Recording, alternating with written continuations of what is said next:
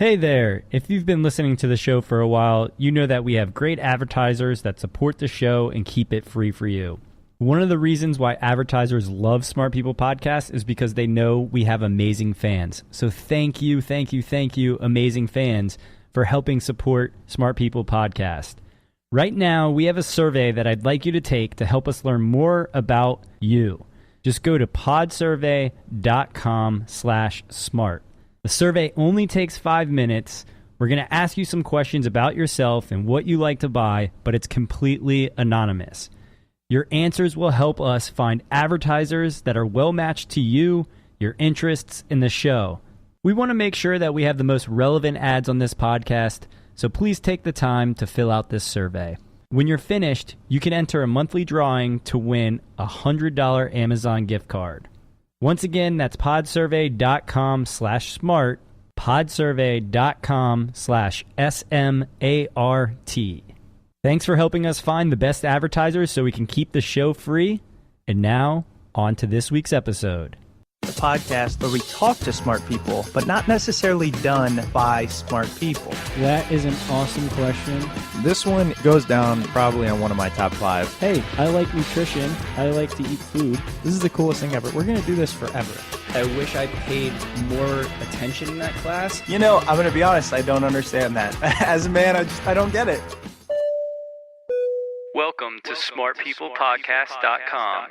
Hello and welcome to Smart People Podcast, conversations that satisfy your curious mind. This week we do just that with our first Nobel Prize winner.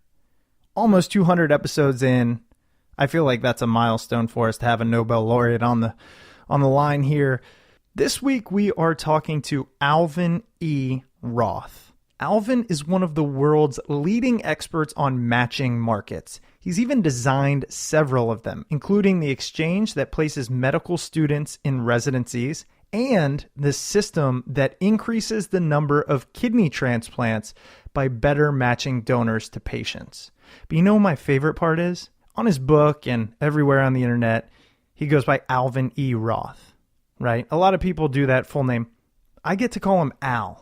Like, I get on the line, talk to a Nobel Prize winner in economics, and I get to call him Al. It just feels so fun. So look, I'm going to break it down plain and simple, and then Al's going to do it in a way that, I don't know, you better be paying attention. When I think of markets, I think of the fact that I have Apple stock and it's gone up 100%, or gas and the oil market. But really, we interact through markets all the time. Actually, I'm going to quote Al on this one where he says, "Markets are what people do. It's how we get along with each other. When you're not alone and you're interacting with other people, there's a good chance you're engaged in some kind of marketplace." Take, for example, the marriage market, right? Yeah, that's a market. I might not have known that, but when I went to college at James Madison University and it was 60% women, I knew that that was a pretty awesome market. So we're going to talk about the marriage market. We're going to talk about selling marijuana in that market, prohibition. We're going to talk about repugnant markets. It's just a fun episode. And Al is a really smart guy, obviously. He is the Craig and Susan McCaw Professor of Economics at Stanford.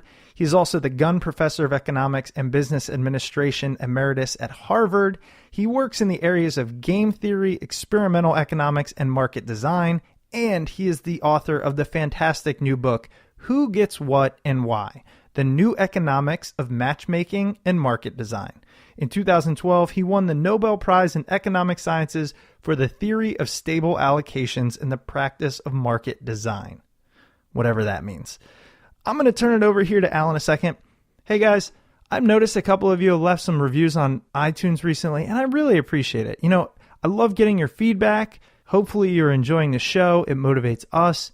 And sign up for the newsletter, send us an email, and let's grow this thing. If you can tell somebody you know who likes podcasts about our show, well, I'd like to give you a big hug. All right, here it is, Alvin E. Roth, as we discuss markets and his new book, Who Gets What and Why.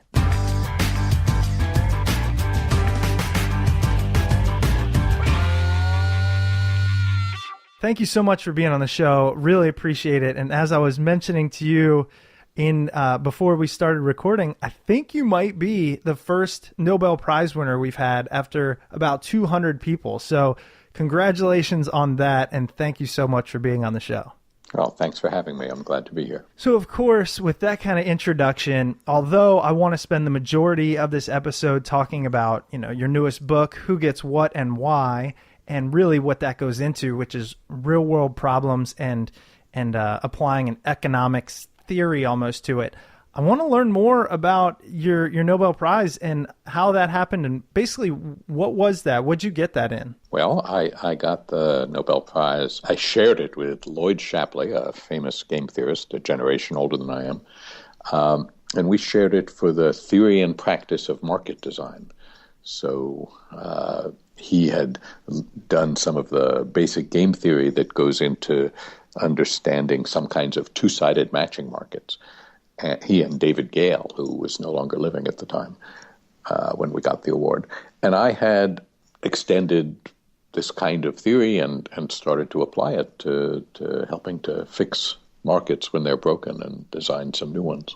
With that in mind, I mean, a lot of people obviously have a pretty good grasp when they think of markets. We tend to think of things like very simple, right? Supply and demand and or financial markets. How would you define really markets that you use to solve real world problems? There are lots of different kinds of markets. And as you just said, often when we think of markets, we think of commodity markets. And the job of a commodity market is to find a price at which supply equals demand. And then you can use that price to deal anonymously with other people. You don't care who you're buying a ton of coal from once exactly what kind of coal you're buying has been specified.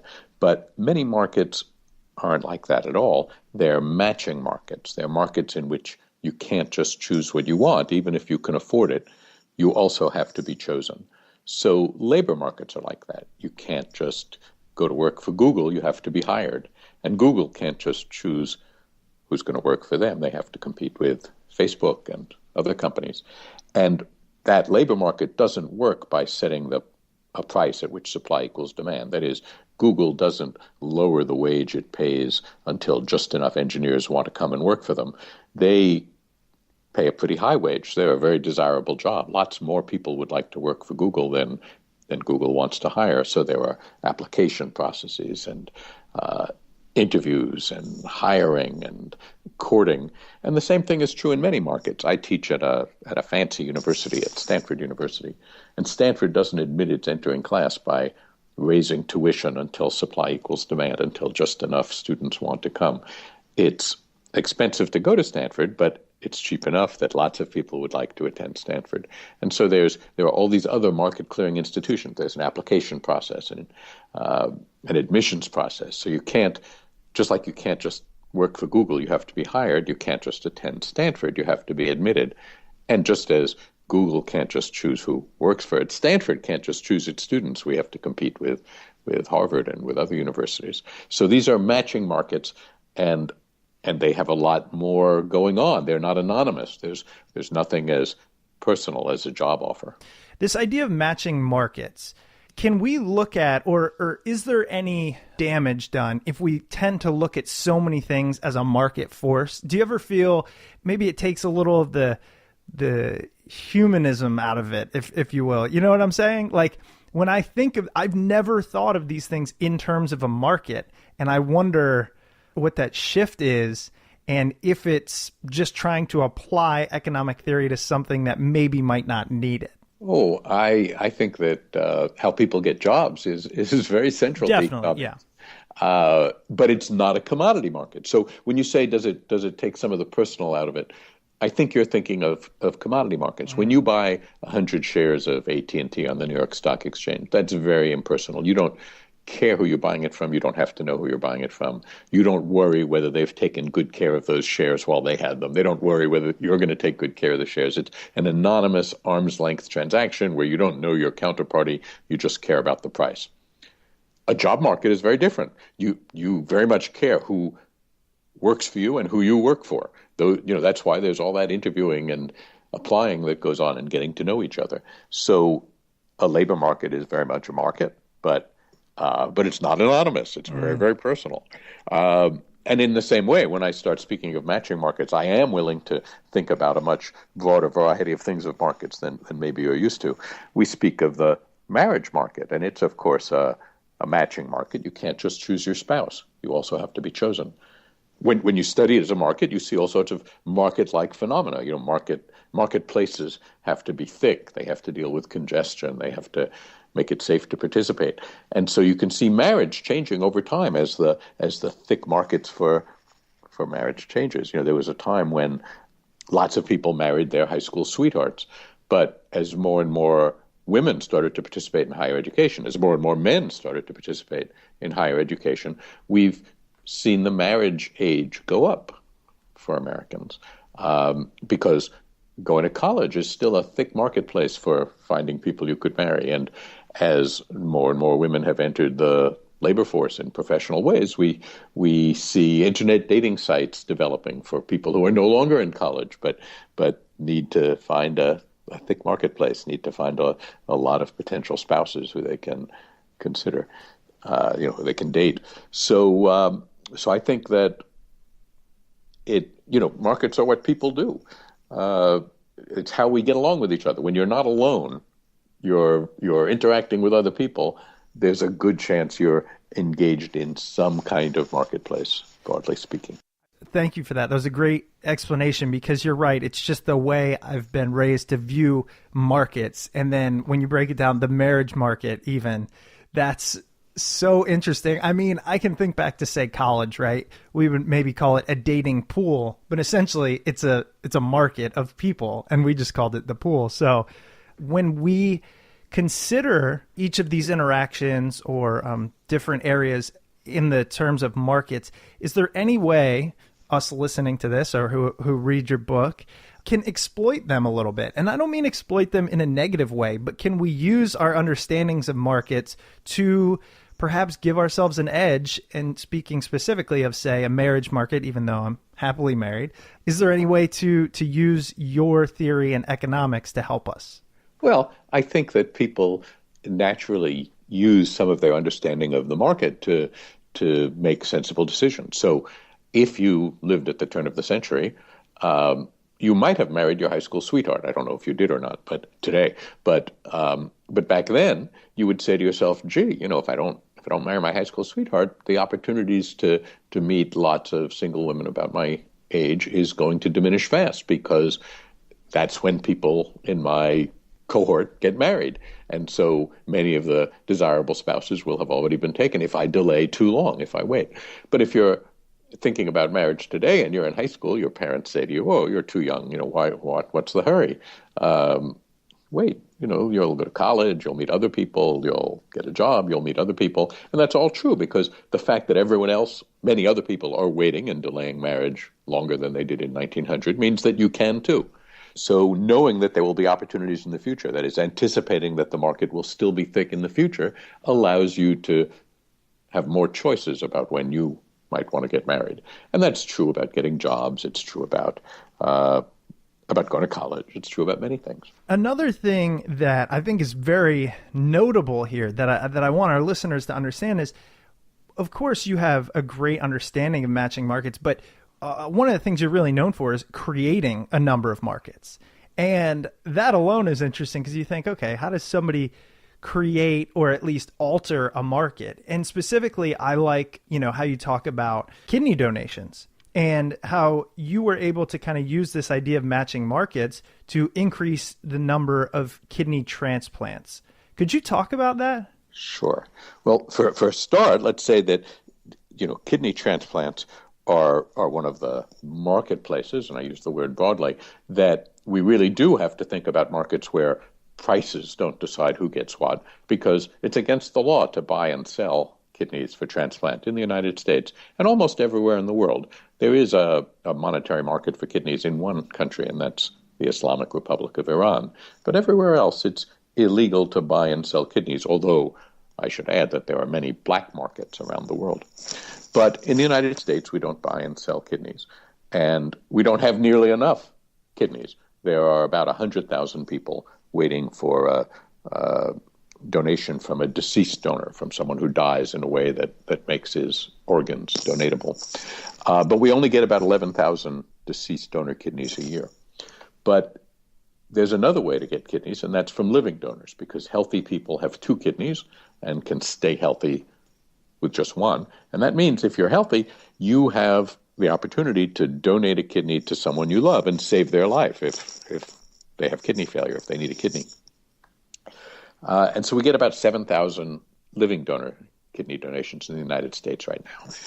But it's not a simple matter to donate a kidney. Even if you're healthy enough to give someone a kidney, you might not be able to give a kidney to the person you love, because kidneys have to be matched. They have to be compatible. They have to have compatible blood types with the person who's going to get them. And they have to have a lot of other compatibilities, because the patient's immune system might have antibodies that would reject your kidney if it should show up. So you might be healthy enough to give a kidney, but you're incompatible with the person you want to give a kidney to. And I might be in the same situation. And that's where kidney exchange comes up. We can start to make a marketplace where the transactions will be kidney exchanges. No money will change hands, but you could give a kidney to the person I love, who I wanted to give a kidney to but can't, and I could give a kidney to the person you love. And through that exchange, 2 lives would be saved, 2 couples would be made better off, 2 patient-donor pairs would be made better off. And that's what economics is about. And organizing a market like that is something that it makes sense for economists to get involved with, and to help our surgical colleagues, who actually, of course, are the ones who do kidney transplants and who know about all of this, help them organize it so that they can do more of them. And so, along with some economist colleagues and some computer science colleagues, I've been able to help our surgical colleagues do more transplants of that. So kidney exchange is now a standard form of transplantation in the United States. All right, guys, time to take a quick break. And I want to tell you a true story that highlights what I love about one of our sponsors this week, Animoto. So as many of you know, my wife is a kindergarten teacher. And being the overachiever that she is, at the end of every year, she puts together a nice little video slideshow combination with music, and she gives it to the parents, and it shows them how their kid progressed throughout the year. Well, in the past, she's used some kind of crappy Windows platform. I don't know, it was on her old PC. Who has a PC anymore anyways? But she'd been using that forever, so she really knew how to use it. She'd spent hours kind of mastering it. Well, she no longer has that computer. So she came to me and said, "Hey, Chris, is there anything I can use that's easy? I don't have a lot of time, but I want to make it look good." And seriously, it just so turns out that Animoto has been sponsoring the show. I became aware of their platform. So I sent her to animoto.com/smartpeople. So she got a 14-day free trial. You can too. And I was busy. I said, "Look, I'm not going to show you how to do it. You're smart. Figure it out." She is not techie at all. She just got a smartphone like a couple of months ago. So anyway, she gives it a shot, and no joke, I come downstairs like an hour later, and she's put together this killer video presentation, slideshow mixed with music and transitions. The music is free. It comes with the subscription. And with literally a click of a button, you can publish it to different platforms. She used YouTube, made it a private link. So that's just one example of how you can make amazing video using Animoto without having to know video editing software. Animoto is a drag and drop video builder that gives you everything you need built right in it to produce professional videos in minutes. Why not give it a try? As I mentioned, visit Animoto, that's Animoto, animoto.com/smartpeople, and check out a free 14-day trial. Then, when you love it and you know you want to make all your videos on it in the future, use the promo code SMARTPeople and get 15% off an annual pro subscription. All right, let's get back to our interview. And because it's such not only a relevant topic or a relevant example of what we're talking about, but it's also real world and it's something you created, I'm interested in some of the things behind the scenes. My first question is, what resistance did you run into in trying to do this, if any? I would imagine, when you're dealing with something as, life or death as organs, there are people who don't want to upset the status quo. Did you run into that? Well, we did. First, many kidney surgeons and other physicians didn't automatically regard economists as fellow members of the helping professions. So it took us a while to find economists to find surgeons who would talk to us. So the first paper I wrote on kidney exchange was with my economist colleagues, Tayfun Sunmez and Utku Unver. And we sent it to all the kidney surgeons we could think of. And only one wrote back, and that was Frank Delmonico, who was the head of the New England Organ Bank and a famous surgeon at Harvard Medical School. And he came and talked to us, and we helped him form the New England program for kidney exchange. And since then, there have been many kidney exchange programs formed. And once he started getting involved, it became much easier to talk to other surgeons. But of course, kidney care is a giant business. It's a $50 billion a year business in the United States. So of course, there are lots of institutions and interests and careers and ways of looking at things that were well established and that it's taken some time to make inroads on. But because of the really interesting group of surgeons who got interested in this, it has, in fact, been a successful program in the United States. Now, that being said, I could tell you about victory after victory in a war that we're losing. That, as I said, there are 100,000 people waiting for kidneys. So we haven't solved the problem of kidney disease by any means. But we've made more transplants possible. Thousands more transplants have become possible than would have without kidney exchange. Well, do you think that as you mentioned, there's an abundance of people suffering from kidney disease?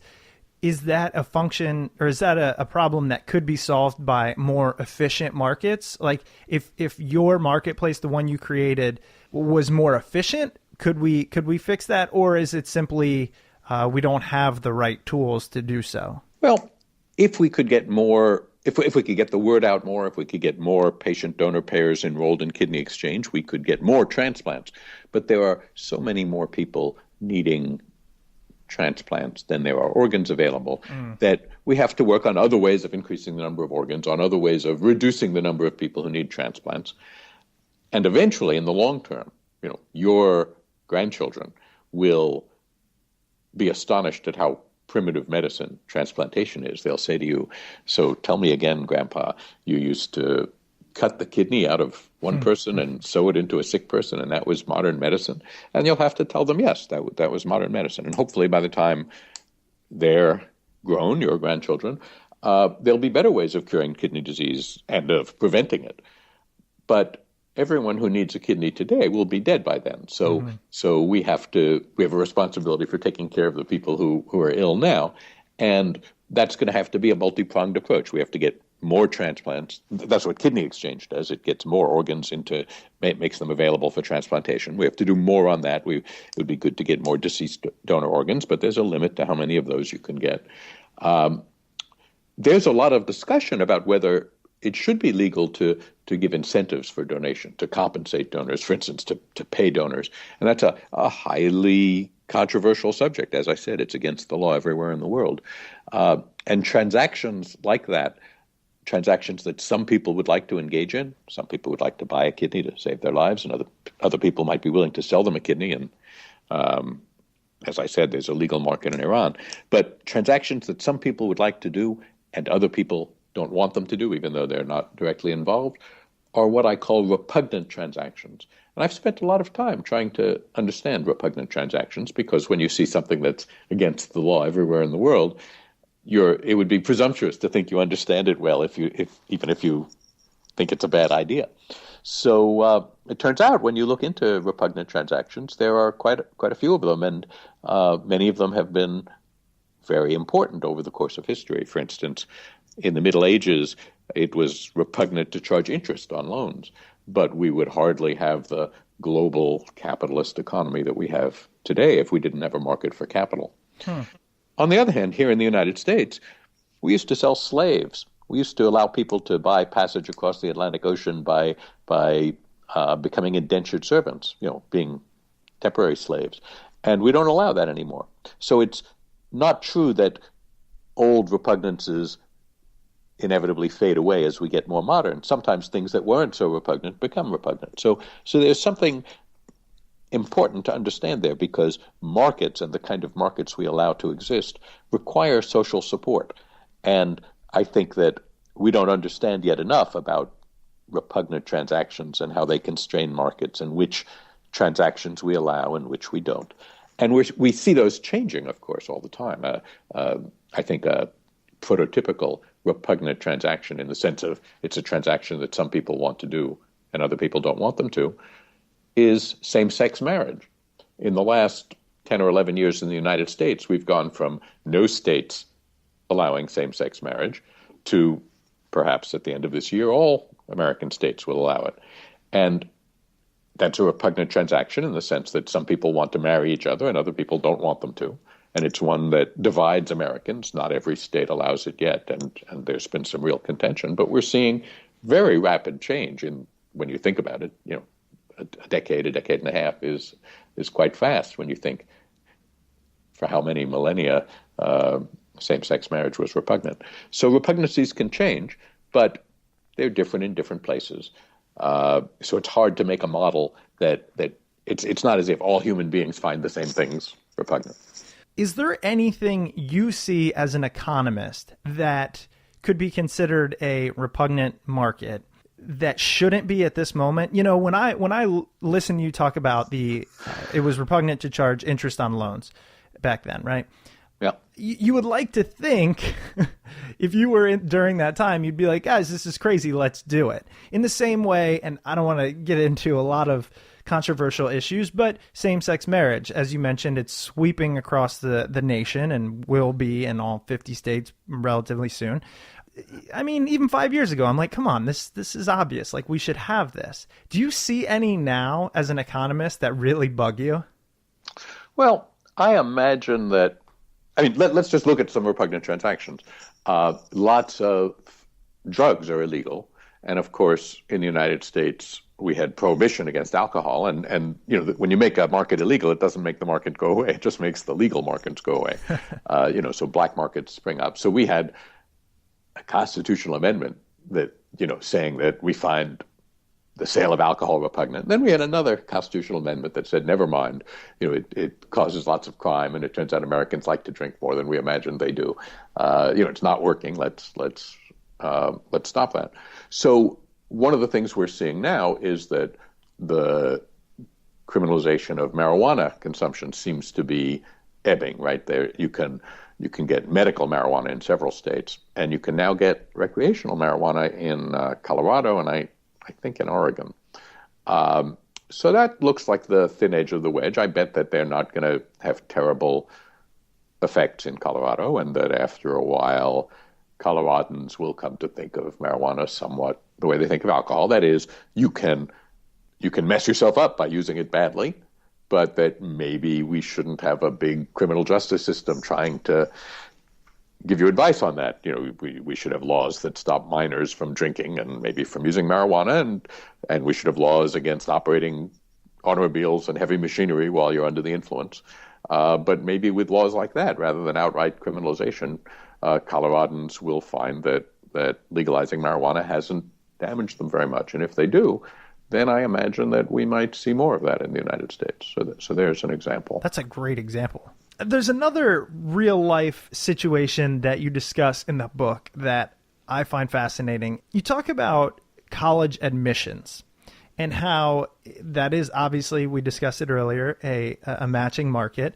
But there are, again, things you can do to improve your chances of being admitted to a college of your liking. One of them being actually visit the college and do something as simple as, sign the guest book. Because what I want to do is have people leave listening to this interview understanding the idea of matching markets and perhaps utilizing it better in their life. How can we use this theory, this idea, even further, say, in the college admissions process to up our chances? Well, college admissions is what I call in the book a congested market. It's a market where lots of students are applying to lots of colleges. So each college many colleges get far more applications than they can carefully consider. They have to do some initial sorting and then more serious sorting, and then more serious sorting still. And similarly, there are many, many colleges, many more than applicants than high school graduates can apply to. So both sides of the market when a market's congested, can't fully consider every possible transaction. And as a result, they have to do some signaling of two sorts. One is signaling that says, I'm a desirable person to match with, or I'm a desirable institution to match with. So the way you send the signal that you're a desirable person to admit to college, of course, is you study hard and you do well in high school and you do well on your standardized exams. That's a signal that says, I'm a talented person, you should look at me. But the most elite colleges can look only at that. They don't have to worry about whether you're interested in them. When Harvard admits students, the students may not come, but Harvard's yield is very high. So Harvard is pretty safe in assuming that everyone who they admit will at least consider coming.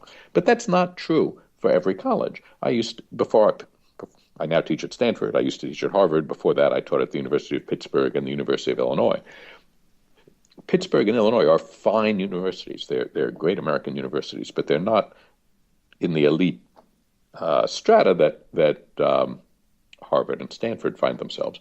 So admissions officers at Illinois and at Pitt have to think not just how much do we like this student, but what are our chances of getting him? Is this a student who, if we admitted him and offered him financial aid, meaning maybe we wouldn't offer someone else financial aid, is he someone who would likely come? And that's where sending a signal like going on a campus visit indicates that you didn't just add one more application to have an even dozen when you were applying to college, but this is a college that you actually had some interest in. You came and looked. And that's particularly important nowadays, that it's pretty easy to apply to many colleges. It's good that it isn't hard to apply to colleges. Things like the Common App make it easy to apply to colleges and then add just one more if you're not sure of how many you want to apply to. But the fact that you can add just one more means the fact that you've applied to some college is not by itself a strong indication of how interested you are. And so there are lots of ways to show that you are interested. And if you're applying to a college that's going to care about this, and except for the most elite colleges have to care about that, then you can do that. You can in your essays indicate that you know something about the college and that you've looked at their website or that you know people who have graduated from there. You can visit. You can get letters. The people who write your letters of reference to write about your interest in it. Those are things that matter to admissions officers, because a college it's a community of scholars, but it's also something like a hotel. It has to try to fill its capacity, but not overfill it or underfill it. So that the college has some idea of how many freshmen it can admit, and it pays for it to concentrate on the students who it likes and who also like it. And now a quick word from one of our sponsors. You know how much we love learning here at Smart People Podcast, and that's why we're so excited to have lynda.com as one of our sponsors. This episode is brought to you by lynda.com, the online learning platform with over 3,000 on-demand video courses to help you strengthen your business, technology, and creative skills. For a free 10-day trial, visit lynda.com/smartpeople. That's lynda.com/smartpeople. Lynda.com is for problem solvers, for the curious, for people who want to make things happen. Simply put, lynda.com is for you. Maybe you want to master Excel, learn negotiation tactics, build a website, or boost your Photoshop skills. Go to lynda.com and feed your curious mind. Lynda.com offers so many courses, but some of the courses I recommend are Weekly Office Workshop, Learning to be Assertive, and Bootstrapping Your Business. I've been taking multiple lynda.com courses on web development, and what I love about it is I get to learn something new every single day and actually see what I'm building. I absolutely love it. With a lynda.com membership, you can watch and learn from top experts who are passionate about teaching. You can browse each course transcript to follow along or search for an answer and skip to the point that is in the video. You can also download tutorials and watch them on the go, including access on your iOS or Android device. How awesome is that? Your lynda.com membership will give you unlimited access to training on hundreds of topics, all for one flat rate. Whether you're looking to become an industry expert, you're passionate about a hobby, or you just want to learn something new, I want you to visit lynda.com/smartpeople and sign up for your free 10-day trial. That's lynda.com/smartpeople. And now back to the show. The idea of it being a congested market, I think we can now, and again, the reason I love that example, We can now take that idea and look at it next time we're in a situation where perhaps that's the case. And I can liken it back to, you go to a bar, that's, 3-to-1 guy-girl ratio. That's a congested market. So you better do something to up your chances. That's right. Well, so think about that. When you're courting, you try to indicate not just that you're desirable, but that you're interested in the person you're courting, the person you're dating. And if you're even on a dating site before you've met, if you spend time looking carefully at people's profiles, you can write more interesting emails that will show that you spent time doing that and that you might be someone who's interested. Some colleagues of mine, Muriel Needley and Sue Lee, conducted an experiment on a dating site where they did something like an intervention that we've done in the labor market for economists, but they did this on a dating site. One trouble with dating sites is that women with attractive pictures get more emails than they can easily answer.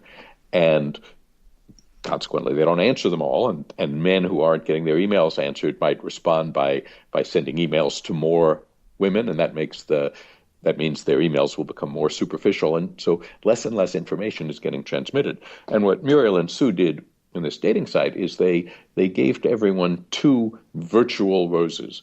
And what that meant was you could send emails to as many people as you wanted, but in a given, I forget whether it was a day or a week, in a given day, you could only send 2 emails that had roses attached to them. And so what they found is that people who received emails that had roses attached to them paid more attention to them. They understood that this email wasn't cheap talk. This email, someone had spent some thought and decided to send a rose to you, and that you should look at the email and look at their profile and figure out why they had thought it was worthwhile sending you a rose. And they found a lot higher connection rate among emails that went with roses than those that didn't. That's the kind of signal that you send by signing the guest book when you visit a campus admissions office. Right. You're giving them a rose. I love it. Let's talk about dysfunctional markets. I mean, I think we have a general idea of what a dysfunctional market could be just from the terminology, but what's a good example of that currently? Well, if someone is graduating from a fancy law school in the United States now, one of the fanciest jobs they can have is to be a law clerk for an appellate judge, so for a judge of an appeals court. And that market is pretty dysfunctional right now because you graduate from law school after 3 years of school, and you take this job after your 3rd year. But those jobs are being agreed upon at the beginning of the 2nd year of law school. So someone who is eventually going to assist an appellate court judge will get hired by that judge near the beginning of his 2nd year of law school, almost 2 years in advance of when he'll start work. And he won't have an opportunity to consider lots of judges because the judges will make exploding offers. They'll say, I'm offering you my clerkship, and the polite answer is, yes, sir, thank you, sir. Not, I'd like to wait and have a couple of more interviews, which will happen in the coming weeks. So that's a market that doesn't work very well for either the judges or the clerks because the clerks don't have an opportunity to consider multiple offers, and the judges have to hire their clerks while at the beginning of their 2nd year of law school, which means when they've only completed 1 year of law school, 1 out of 3. So the judges, of course, often have tried to move the hiring later, but it's very hard to get judges to obey rules. The judges are laws unto themselves, and they don't tend to follow the rules, even the rules that they make for themselves about how to organize their market. I wonder if the fact that they don't follow their own rules, is that a little bit of a God complex? I don't know, but it's happened in other markets as well. I've been involved in helping to organize the market for new American doctors, which is now organized through a centralized clearinghouse and has been since the early 1950s. But that followed 50 years of unraveling in this way. In the 1940s, doctors were being hired 2 years before they graduated from medical school. Wow. So now that doesn't, doctors and judges, that doesn't rule out a God complex. I was going to say those two, if you could define any. While I have a Nobel Prize winner in economics on, I have to ask you about, the financial markets. Let's talk about the 99%, 1% thing as I just remember this thinking about the God complex. To somebody such as myself, middle class at best, you do want to look at the 1% and place blame. And you want to look at, I just read a study that said the top 25 hedge fund managers in the country make more than all of the kindergarten teachers combined. And that just hurts because I don't believe they're providing the value to earn that much. And so I would think of that as a dysfunctional market. What are your thoughts on that? Well, I think that's a good intuition. Let's take a moment to distinguish what you said from what someone else might have said, which is that income inequality by itself is something that we don't like. And I think that's less true. I think focusing on hedge fund managers, as you did, makes a lot of sense. But because I think that you probably don't feel the same way about Bill Gates' wealth, exactly, or J.K. Rowling, who wrote the Harry Potter series, which you will read aloud to your child in days to come, in years to come.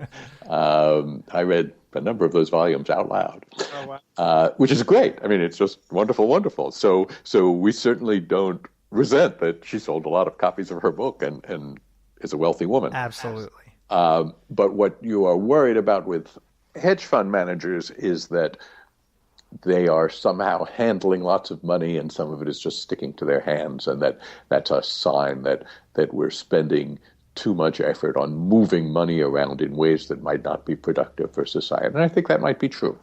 And one of the places where it's true that I do talk about in the book has to do with high-speed trading. So financial markets are very old, and they used to be in open pits with people, shouting orders at each other.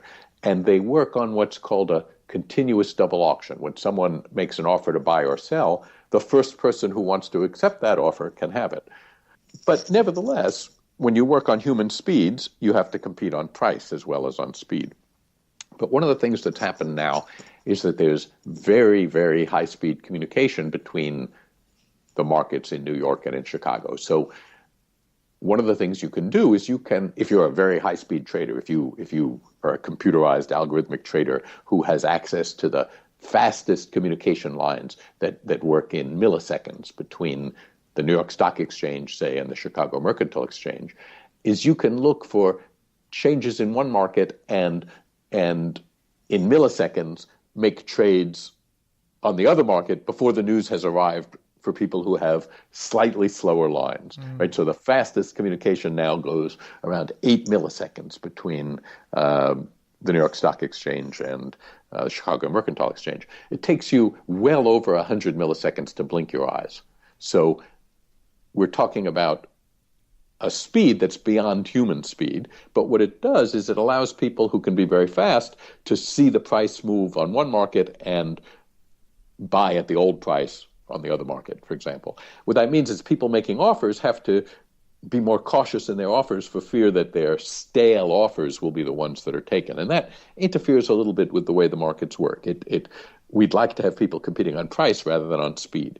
So there have been some proposals that say now that computers are so fast, so much faster than human beings, maybe we should very slightly slow down the markets so that people will once again have to compete on speed, on price rather than on speed. And when you talk about hedge fund managers, a little bit that's what you're talking about. You're saying we think that when people compete to buy and sell on price, they're providing some service to the other people in the market. When they're competing on speed, they're a little bit preying on the market and not producing public goods. And so, but of course, if you can make a lot of money by doing that, then a lot of people will do it. And these lines that go between New York Stock Exchange and Chicago Mercantile Exchange, billions of dollars are spent a year on trying to have the fastest lines. And that's sort of socially wasteful spending. So there are people thinking about revising that. My student Eric Budish, who's now a professor at the University of Chicago, has been at the forefront of that, along with Peter Crampton, an auction theorist. And they've talked about how, supposing instead of running the markets every millisecond, you ran them every second. You allowed offers to accumulate and then allowed supply to equal demand, set a price at which supply equal demand every second. That would be fast enough to account for any news on a human scale, but it would be slow enough so that traders would have to compete on price and not on speed, because when you do it once a second, everyone who's a computerized professional trader can get the news in a second, even though not everyone can get it in 8 milliseconds. Right. And that seems, correct me if I'm wrong, that seems like one of those repugnant ideas or something.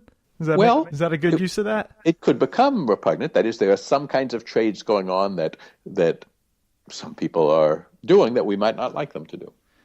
And then I had another question for you, a little bit off the topic as well. So feel free to answer in whatever way you see fit. But you mentioned you taught at Illinois and Pitt and then Harvard, now on to Stanford. So again, all great schools, but clearly we all know Harvard and Stanford are in a league of their own. I'm curious, and I've never asked this question of any professor that we've had on, did you see or do you see a big difference in the student body between, say, the likes of Illinois and Pitt versus Harvard and Stanford? Well, the distributions are different, but the best students at Illinois and Pittsburgh would fit very comfortably in at Harvard and Stanford. But there are more students like that at Harvard and Stanford than there are at Illinois and Pitt. Do you notice it being work ethic and determination, or kind of pure genius? So very little is pure genius. But it's also not just work ethic. So one of the things, you see, schools, communities are also markets in a way. One of the things about Harvard and Stanford is if you go to study there, you are subject to stiffer competition than if you go to Pitt or Illinois. So my best students, as I said, my best students at Pitt, Illinois would have thrived at Harvard and Stanford, but they would have done more if they were at Harvard or Stanford than if they were at Illinois and Pitt. Because at Illinois and Pitt, they were the best in their classes, and everyone sort of relaxed at that point. What could you say to them except to congratulate them on how well they were doing? But to do that, to be the best in your class at Harvard, you have to work a lot harder. And so they would have worked a lot harder. So I think that for the best students, it's good to study among other very highly talented students. Gotcha. Well, Al, again, your book, Who Gets What and Why, fantastic book. As you mentioned, kind of a general interest book, taking complicated topics, utilizing the description of matching markets and markets in general to really bring it home so that everyone can pick out a lot of things. I really appreciate you being on the show. For those that are just all about this, obviously we will link to your book at smartpeoplepodcast.com. Is there anywhere else that people can find you? Do you write other places? Do you have, do you keep update on social media? I have a blog called Market Design. The blog is called Market Design. I guess the best thing to do is just search for it on Google. Okay. But I try to link to news stories and things like that pretty much every day that make me think about market design. That's fantastic. Well, again, thank you so much for your time. We really appreciate it. And I learned a lot, so thank you so much. Well, thank you, and I'll look forward to seeing this appear. Send me a link. I will be sure to send that to you, and it'll be within the next, I'd say, 2 to 3 weeks. Wonderful. I'll look forward to it. All right. Thanks so much. Thank you. All Bye-bye. Right, bye-bye. Welcome back. I hope you guys enjoyed that episode with Alvin Roth. You can pick up his book, Who Gets What and Why, The New Economics of Matchmaking and Marketing Design, on Amazon and at your local bookstore. And as always, if you do decide to purchase it through Amazon, please use the Smart People Podcast Amazon link located at smartpeoplepodcast.com/Amazon. It's one of the easiest ways to support the show, and it comes at no cost to you. If you're looking for another easy way to support the show, please head over to iTunes and Stitcher and leave a rating and review over there. That truly does help out the show. So thank you so much in advance. If you want to reach out to the show, please shoot us an email at smartpeoplepodcast@gmail.com or fire off a message at smartpeoplepod on Twitter.